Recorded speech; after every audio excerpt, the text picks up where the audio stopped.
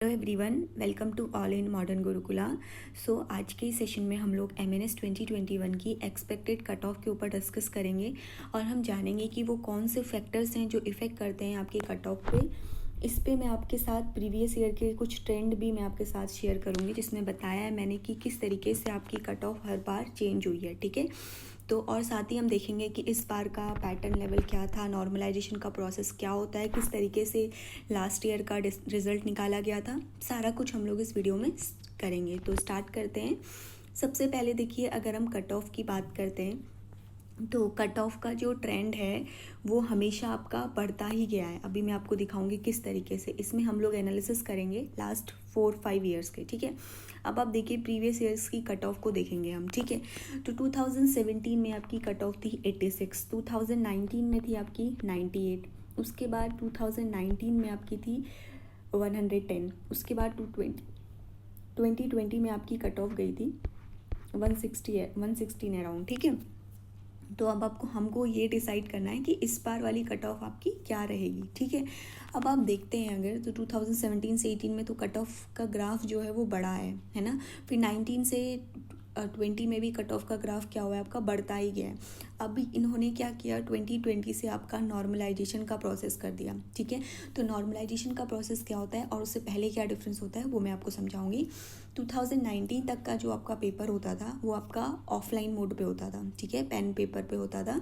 इस प्रोसेस में आपका क्या होता था कि कट ऑफ एक निकलती थी, उसी पे आपका सारा जो भी आता था फाइनल एक ही कट ऑफ आती थी। कट ऑफ तो अभी भी एक ही आएगी, बट उस समय नॉर्मलाइजेशन का प्रोसेस नहीं था 2019 तक। ठीक है, तो ये नॉर्मलाइजेशन का प्रोसेस आपका कब से स्टार्ट हुआ है, 2020 से। अगर आप देखेंगे 2019 में जब रिज़ल्ट निकला था जिसमें 110 आए थे तो पेपर बहुत इजी था। ठीक है, पेपर इजी था। इससे पहले भी पेपर इजी हुआ करता था। पेपर का ट्रेंड भी जो उन्होंने चेंज किया है वो भी उन्होंने 2020 में ही किया है, जब उन्होंने नॉर्मलाइजेशन का प्रोसेस स्टार्ट किया है। ठीक है, तो 2019 में मोस्ट ऑफ द गर्ल्स के आप खुद सोचिए 150 अगर आपका मैक्सिमम मार्क्स है तो 149 आपके मार्क्स आ सकते हैं क्या? कितना भी अगर आपने पढ़ाई करी होगी तो मैक्सिमम आपके 145 आप इजीली स्कोर कर सकते हैं।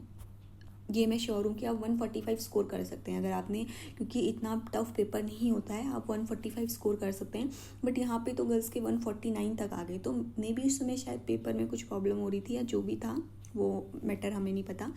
तो उसकी वजह से इन लोगों ने फिर क्या किया, सीबीटी बेस्ड पेपर करना शुरू किया। सीबीटी बेस्ड पेपर में क्या होता है, देखिए कंप्यूटर बेस्ड में ये होता है कि सारा पेपर ऑल इंडिया में एक ही जगह खुलेगा। उससे पहले वो पेपर लीक होने की पॉसिबिलिटी कम होती है, तो उससे पहले जो था वहाँ पे बहुत ज़्यादा पेपर भी लीक होता था आपका। ठीक है, तो अब अगर अब हम इस बेसिस पे देखेंगे तो 2019 में जो आपका पेपर हुआ था, पेपर बहुत टफ था ऐसा स्टूडेंट्स का कहना था एज़ कम्पेयर टू लास्ट। तो मैं मानती हूँ कि 2019 में थोड़ा पेपर टफ था। जीके पोर्शन नहीं टफ था।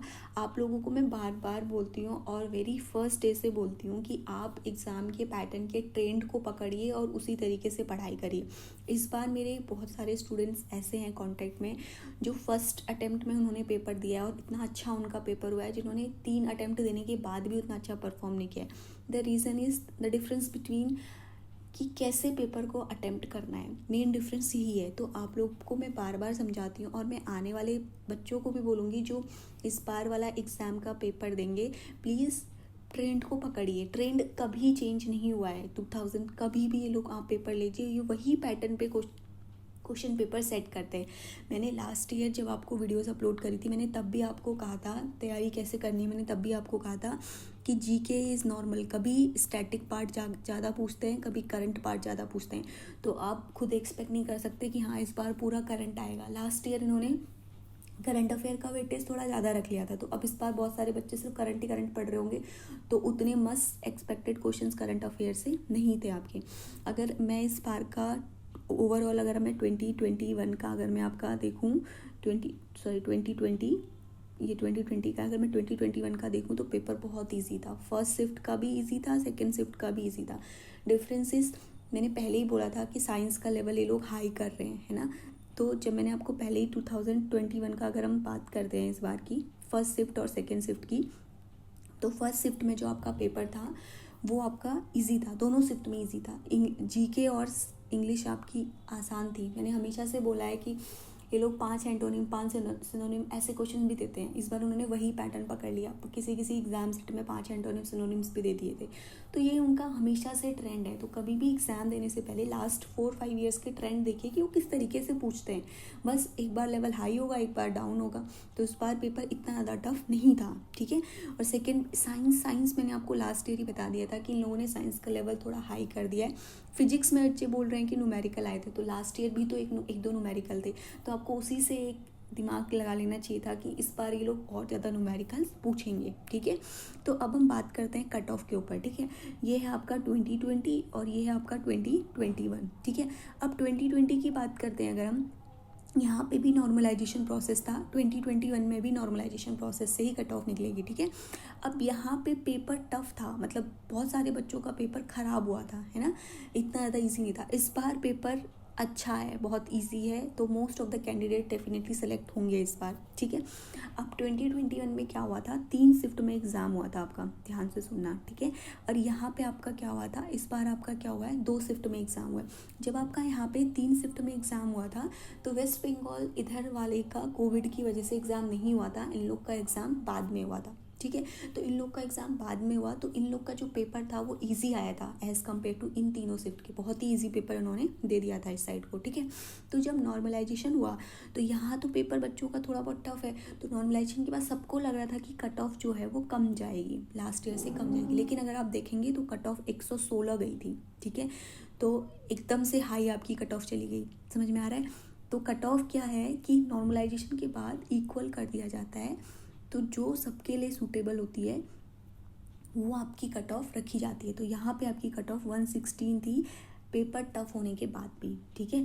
अगर आप 2021 में देखते हैं तो 2021 में तो मोस्ट ऑफ द कैंडिडेट्स का पेपर अच्छा हुआ है, मतलब अच्छा है, पेपर इजी आया है, इतना टफ भी नहीं आया है। और दोनों शिफ्ट का अगर हम नॉर्मलाइजेशन करेंगे तो अब ये तो लक पे भी डिपेंड करता है। कोई बच्चा कह रहा है कि सेकंड शिफ्ट टफ थी, कोई कह रहा है फर्स्ट शिफ्ट टफ थी, वो डिपेंड करता है बच्चा। अगर आपने पढ़ाई करी है तो दोनों शिफ्ट ही वो हैं, हो सकता है कुछ क्वेश्चन किसी शिफ्ट में ज़्यादा टफ आए हों, कुछ क्वेश्चन किसी शिफ्ट में कम ईजी आए हों, वो होता है, वो चलता रहता है ट्रेंड, ठीक है। बैलेंस पेपर बनाया जाता है, कुछ क्वेश्चन फर्स्ट शिफ्ट में टफ हैं तो कुछ क्वेश्चन सेकंड शिफ्ट में टफ हैं, ठीक है।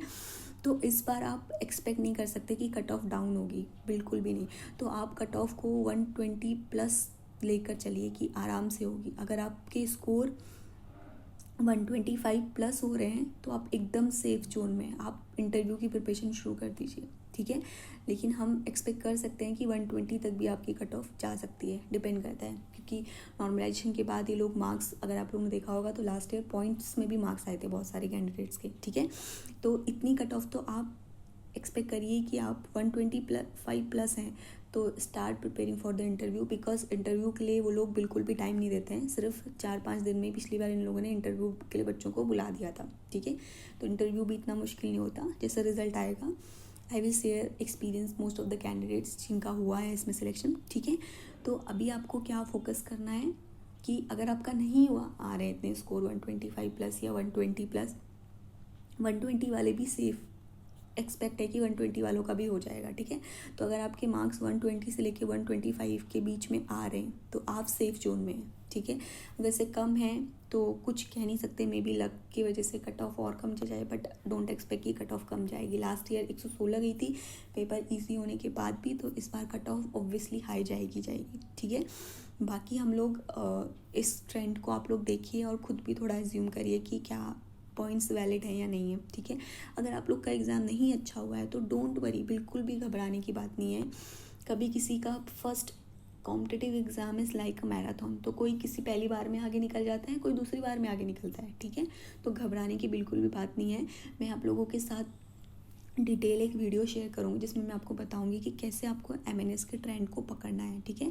MNS बहुत मुश्किल एग्ज़ाम नहीं है, वेरी इजी एग्ज़ाम है, बहुत ही इसका पेपर इतना टफ नहीं आता है, बस स्ट्रैटेजी सही होने की ज़रूरत है, ठीक है। तो आप लोग वेट करिए रिजल्ट तक, फिर हम लोग स्टार्ट करेंगे नया session. All the very best, thank you, God bless you all.